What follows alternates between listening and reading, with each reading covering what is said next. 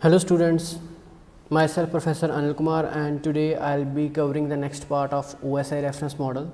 So in the last class we have studied about the OSI reference model. Its OSI stands for Open System Interconnection. Why we call it Open System Interconnection? Because it allows us to communicate between two devices regardless of what underlying architecture they have. मतलब OSI इसको open source ही क्यों कहते हैं, क्योंकि जो दो devices आपस में बात कर रही हैं उनका बैकएंड पे उनका अंडरलाइंग आर्किटेक्चर किस तरह का है वो डिफरेंट भी हो सकता है, सेम भी हो सकता है. इससे OSI को कोई फ़र्क नहीं पड़ता, इसलिए इसको ओपन सिस्टम कहते हैं. ठीक है. अब OSI रेफरेंस मॉडल में आपकी लेयर्स होती हैं. यहाँ पे आपको जो है 7 लेयर्स जो हैं मिलती हैं. ठीक है, आपके पास 7 लेयर्स अवेलेबल हैं.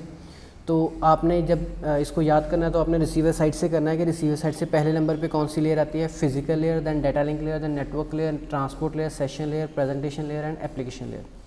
तो आपको याद करने के लिए यहाँ पे स्टेटमेंट भी एक दे रखी है, all people seems to need data processing. तो आप इस ढंग से भी इसको याद कर सकते हो. अगर इनका पहला कैरेक्टर देखोगे तो ये जो है लेयर्स के नाम को रिप्रेजेंट करते हैं.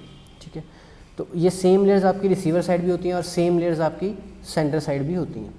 ठीक है, तो सेंडर साइड से डाटा जो है वो इनकैप्सुलेट होता जाता है कि आपने जो सेंडर है यानी कि यूज़र है वो एप्लीकेशन लेयर से कोई डाटा सेंड करता है, वो आगे प्रेजेंटेशन लेयर के पास चला जाता है, फिर सेशन लेयर के पास, ऐसे जाता जाता नीचे फिजिकल लेयर तक पहुंचने के बाद वो एक्चुअल में डाटा ट्रांसफ़र होता है. जो रिसीवर है वहाँ सबसे पहले रिसीविंग किसकी होती है, फिजिकल लेयर्स के थ्रू, और उसके बाद डाटा लिंक लेयर, और फाइनली यूज़र के पास एप्लीकेशन लेयर के थ्रू ही डाटा पहुँचता है. तो ये जो पीयर लेयर्स हैं यानी कि एप्लीकेशन टू एप्लीकेशन लेयर अगर बात करनी हो तो उसके लिए हमारे पास प्रोटोकॉल्स होते हैं. And if in case we want to communicate between adjacent layers, कि हम एडजेसेंट लेयर्स में अगर बात करते हैं तो वो उसके लिए हमारे पास क्या होते हैं, इंटरफेसेस. ठीक है, तो हॉरिजॉन्टल कम्युनिकेशन के लिए आपके पास इंटरफेसेस हैं और पेयर टू पेयर के लिए आपके पास प्रोटोकॉल्स हैं. अब ये जो 7 लेयर्स हैं इनमें से जो फर्स्ट 3 लेयर्स हैं, physical layer, data link layer और network layer, these are called network support layers. And जो आपकी लास्ट वाली 3 लेयर्स हैं, that is session layer, presentation layer and application layer, these 3 are called user support layer. ठीक है, तो transport layer का जो मकसद है वो क्या है, डेटा को ट्रांसफ़र करना. तो उसके बाद हमने डिटेल में स्टडी किया था कि फ़िज़िकल लेयर क्या होती है. This is the first layer, ये फर्स्ट लेयर है. It is responsible for actual data transmission. ठीक है, एक्चुअल फिजिकल कनेक्शन को कौन मेंटेन रखता है, आपकी फ़िज़िकल लेयर. ठीक है, ये आपका रा डाटा को सेंड करती है यानी कि 0-1 के फॉर्म में डाटा को कन्वर्ट करती है. आप यहाँ पे कन्वर्ट लिखिए, ज़्यादा बेटर रहेगा. उसके बाद ये बिट्स को जो है सिग्नल्स में कन्वर्ट कर देते हैं, क्योंकि वायर पे तो एक्चुअल में आपके सिग्नल्स ही ट्रांसफ़र होते हैं. तो 0-1 को भी फर्दर हम सिग्नल्स में कन्वर्ट करके ये वाली लेयर जो है डाटा को सेंड करती है. This layer is also responsible for synchronisation. Synchronisation का मतलब क्या है कि ये क्लॉक पल्स को मेंटेन करती है. अगर आपकी क्लॉक पल्स ऑन है तभी डाटा सेंड होगा, अदरवाइज़ वो सेंड नहीं होगा. उसके बाद आपके पास आता है बिट रेट कंट्रोल, कि आपने कितना डाटा जो है सेंड करना है, मतलब पर बिट्स आपकी कितनी स्पीड है, वो चीज़ भी आपकी फ़िज़िकल लेयर ही आपको बताती है. उसके बाद आपका लाइन कॉन्फ़िगरेशन आता है कि आपका जो दो डिवाइसेस है वो आपस में कनेक्टेड कैसे हैं, वो उनका डायरेक्ट कनेक्शन है, that is point two point connection है, या उनका आपस में मल्टी पॉइंट कनेक्शन बना हुआ है. दैन ट्रांसमिशन मोड जो आप यूज़ करते हो that can be of 3 types, duplex, half duplex और full duplex. In case of duplex मतलब कि आपका क्या है, एट ए टाइम सेंडर, एक जो डिवाइस है वो सेंडर ही रहेगी, दूसरी हमेशा रिसीवर ही रहेगी. ठीक है, हाफ डुप्लेक्स में क्या था कि एट ए टाइम यहाँ सेंडर रहेगी, यहाँ रिसीवर रहेगी. फुल डुप्लेक्स में क्या था कि आपका जो सेम टाइम पे सेंडर और रिसीवर भी डिवाइस रह सकती है. तो इसका था सिम्प्लेक्स, सॉरी. ठीक है, पहला था सिम्प्लेक्स. तो सिम्प्लेक्स में क्या था, सेम टाइम जहाँ तो एक डिवाइस हमेशा रिसीवर रहेगी, एक डिवाइस हमेशा जो है आपकी सेंडर रहेगी. तो हाफ डुप्लेक्स में क्या था कि एट ए टाइम यहाँ सेंडर यहाँ रिसीवर, और फुल डुप्लेक्स में क्या था, सेम टाइम पे सेंडर और रिसीवर. उसके बाद टोपोलॉजीज़ का जो ध्यान है वो भी आपकी जो लेयर्स रखती हैं. देन मल्टीप्लेक्सिंग, अगर आप एक ही कम्युनिकेशन चैनल पे मल्टीपल कन्वर्सेशन सेंड कर रहे हो तो कौन सी कन्वर्सेशन किसको बिलोंग करती है उसका ध्यान भी आपका फिजिकल लेयर रखती है. देन स्विचिंग का जो जिम्मेवारी है वो भी आपकी फ़िज़िकल लेयर की होती है. उसके बाद हमने स्टडी किया था डाटा लिंक लेयर का. तो डाटा लिंक लेयर जो है that is responsible for node to node delivery. Node to node मतलब कोई भी 2 कंप्यूटर्स, चाहे वो सोर्स हो चाहे वो डेस्टिनेशन हो, हमें उससे कोई लेना देना नहीं है.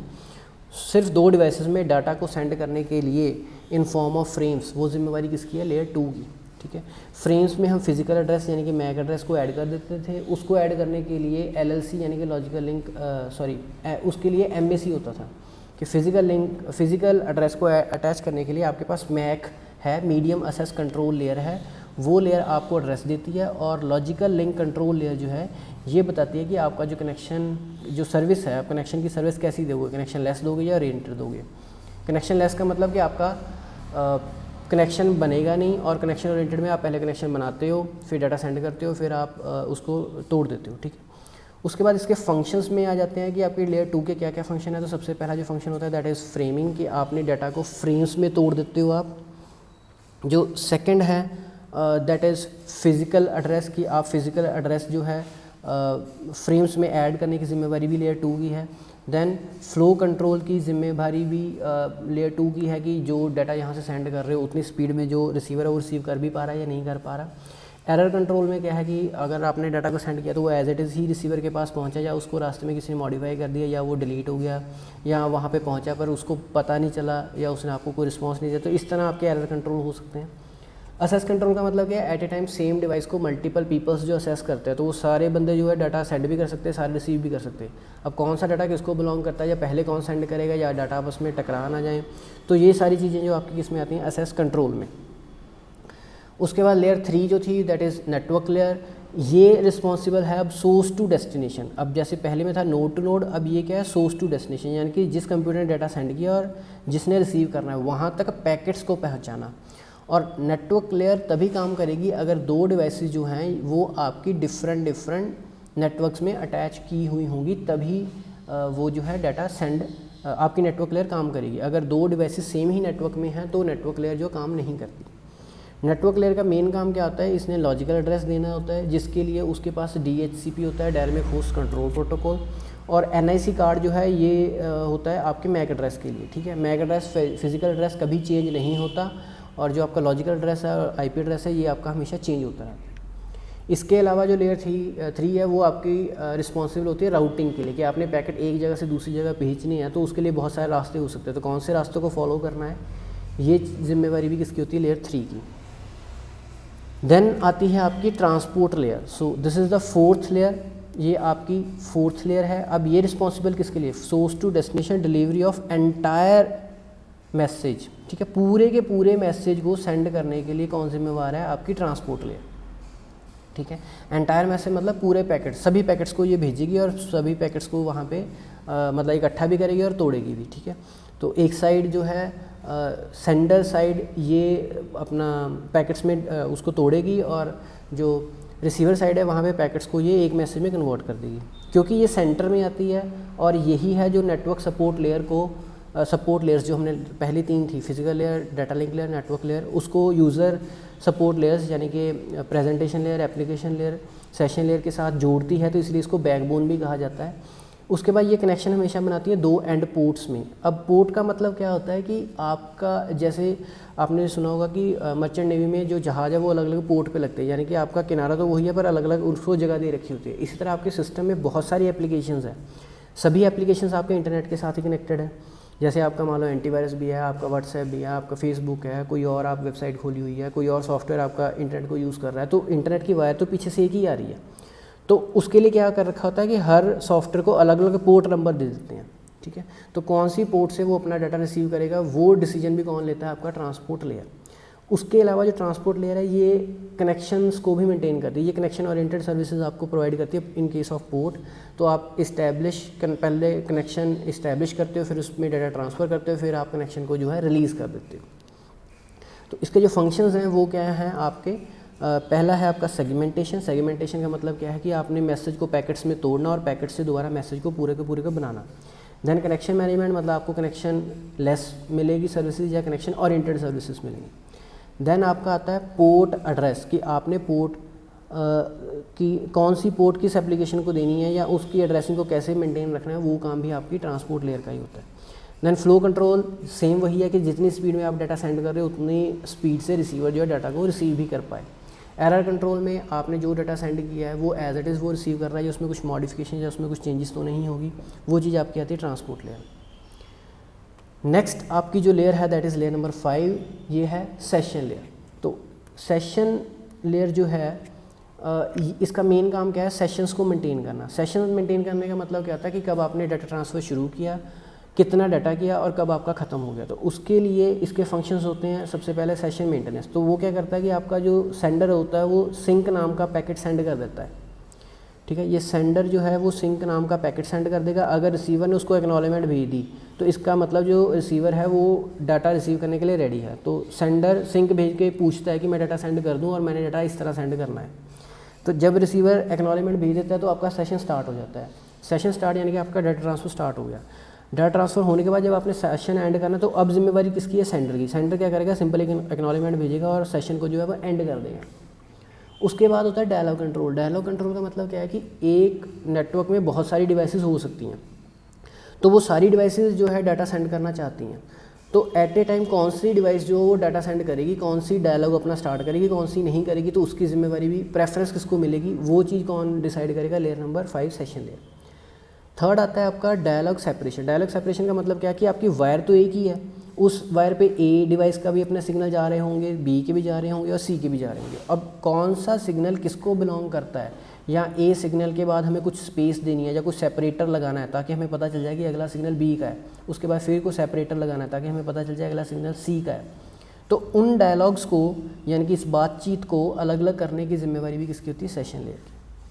उसके बाद आती है हमारे पास layer number 6 that is presentation layer. अब प्रेजेंटेशन लेयर का मेन काम क्या है, सिंटैक्स और सिमेंटिक्स के साथ डील करना। सिंटैक्स होता है कि रूल्स आप लिखते कैसे हो, और सिमेंटिक्स उसका मीनिंग क्या है। मतलब यहाँ से आपने आपके जब दो कम्युनिकेशन होती है तो उसमें कुछ रूल्स बना रखे होते हैं उन्होंने कि हम इस रूल के अकॉर्डिंग ही डाटा जो है रिसीव करेंगे, ठीक है। या जैसे आपने किसी को हिंदी में डाटा सेंड कर दिया तो वो कहेगा मुझे तो इंग्लिश में चाहिए, तो वो क्या है, उसने सिंटैक्स बना दिया कि मुझे इंग्लिश में ही चाहिए। सिमेंटिक्स जिस मतलब से आपने यहाँ से डाटा भेजा उसी मतलब वहाँ पे भी उसका वही मीनिंग निकल रहा हो, दैट इज़ सिमेंटिक्स।